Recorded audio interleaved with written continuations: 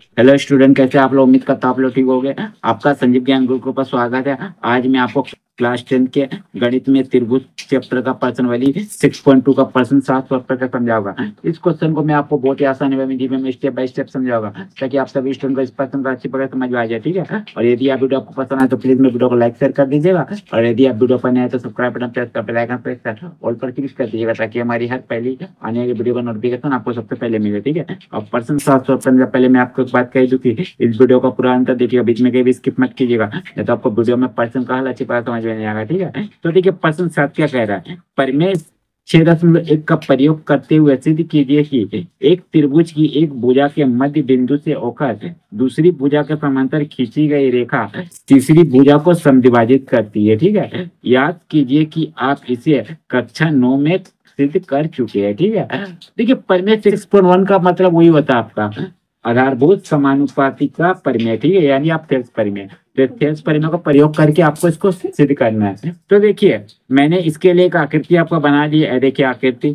ठीक है, और आकृति में क्या आपका बोला रहा है प्रश्न में देख लीजिए। देखिए एक त्रिभुज की एक भुजा के मध्य बिंदु से होकर, देखिए एक त्रिभुज है एबीसी, इसका एक भुजा देखिए, इसका इसका मध्य बिंदु से होकर, मध्य बिंदु यानी डी, देखिए मध्य बिंदु से होकर दूसरी भुजा के समांतर, देखिए आपका दूसरी भुजा है, इसके समांतर ठीक एला भुजा, देखिए एक एला भुजा। ठीक है, मैंने दूसरी भुजा के समांतर खींची गई, मैंने दूसरी भुजा इसके समांतर खींची गई ये रेखा तीसरी भुजा को, माने एसी भुजा को क्या करता है, समद्विभाजित करता, माने बराबर दो बराबर भागों में बांटता है। ठीक है, मैंने ये जो आपका एसी भुजा है, इसका मध्य बिंदु जो है एक दूसरी भुजा के जो समांतर है भुजा एक रेखा खींचा गया है।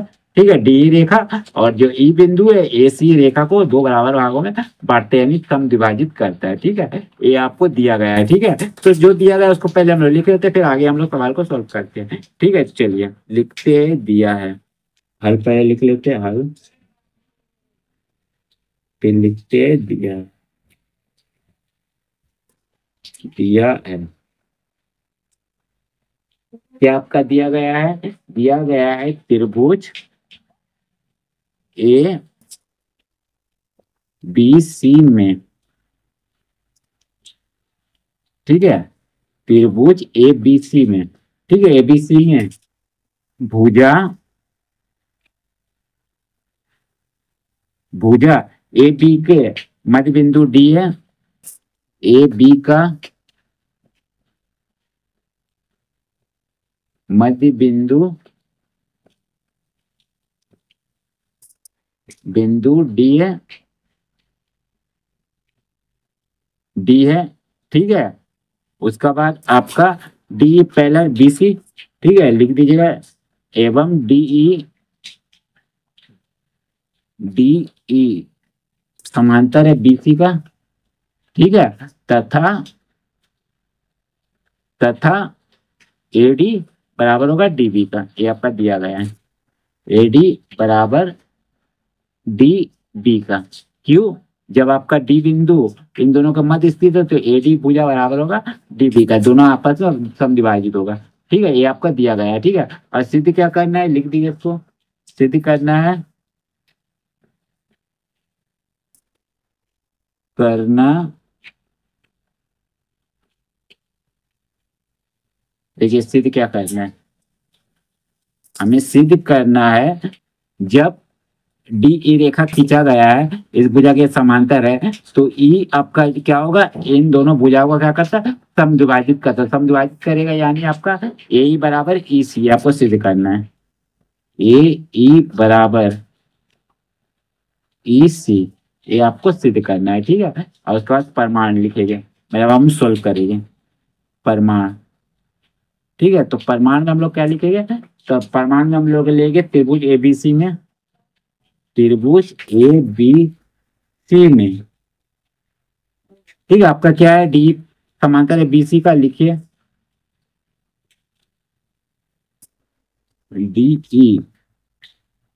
ठीक है, डी ई समांतर बीसी का। ठीक है, तो इसीलिए आपका क्या होगा, इसीलिए आपका हो जाएगा एडी बटे डी बी, एडी बटे डी बी बराबर होगा ए बटे ई सी। ए बटे ई सी।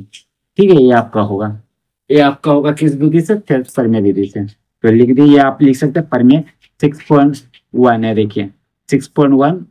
ठीक है, ये भी आप लिख सकते हैं, थेल्स परमेय से लिख, तो लिख दीजिए आप थेल्स परमेय से, परमेय से। ठीक है, चलिए थेल्स परमेय से। अब देखिए यहाँ लिखिएगा एडी। देखिए आप डीबी के लिए एडी, एडी नहीं लिख सकते। देखिए एडी बराबर डीबी हमारा दिया गया था, एडी बराबर डीबी मतलब ए भुजा इस भुजा के बराबर है। तो आप क्या करिएगा, एडी के लिए आप डीबी लिखिए, डीबी के लिए एडी। ठीक है, तो हम लोग क्या करेंगे, डीबी का जगह एडी ले लेंगे, है ना, एडी ले लेंगे। तो डीबी का जगह एडी ले लेंगे, क्योंकि दोनों एक दूसरे के बराबर है। अब बराबर ए बटे ई सी को ऐसे लिख दीजिए। ठीक है, यहाँ आप लिख दीजिए जो आप किए थे, लिखिएगा क्योंकि ए डी बराबर डी बी।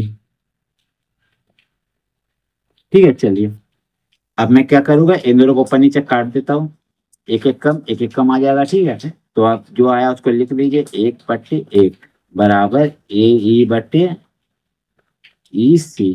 ठीक है, आप इसको क्या करिए, क्रॉस मल्टीप्लिकेशन कर दीजिए। मैंने ई सी का 1 का गुना होगा तो आपका क्या आ जाएगा, ई सी। अब बराबर ए ई से 1 का गुना होगा तो आपका आ जाएगा ए ई। ठीक है, आप इसको पलटी कर दीजिए, तो समीकरण है, पलटी कर सकते हो। तो लिखिएगा ए ई बराबर ई सी। ठीक है, तो बस यही आपको लाना था, तो लिख दीजिए इसीलिए ए ई बटे ई सी।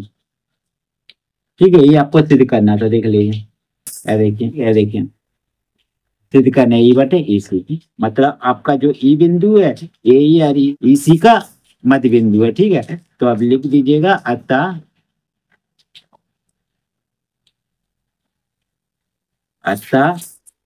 ई भुजा ए सी का मध्य बिंदु है, मध्य बिंदु है, बिंदु है। ठीक है, ये आपको हो गया प्रूफ।